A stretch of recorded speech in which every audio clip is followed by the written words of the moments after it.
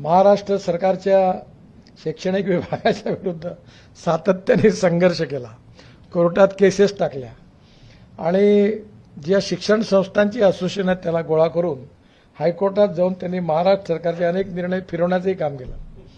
म्हणजे त्यामध्ये जे योग्य असेल त्या बाबतीमध्ये त्याच्याकरता संघर्ष करण्याकरता मागे पुढे पाहिलं नाही.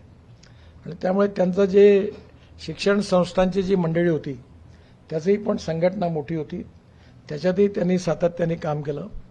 सरकारने सगळे अनुदान संपवले, अनेक भानगडी झाल्या.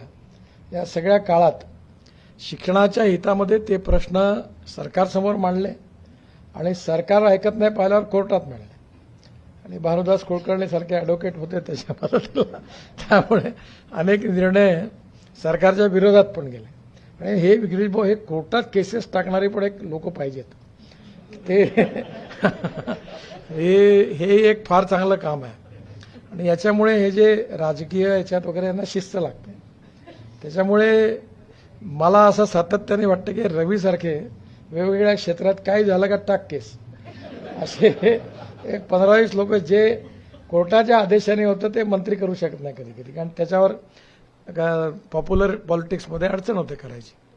त्यामुळे रवीने विशेषतः शिक्षण क्षेत्राशी, शिक्षण संस्था रिलेटेड अनेक प्रश्न मांडली, सोडवली.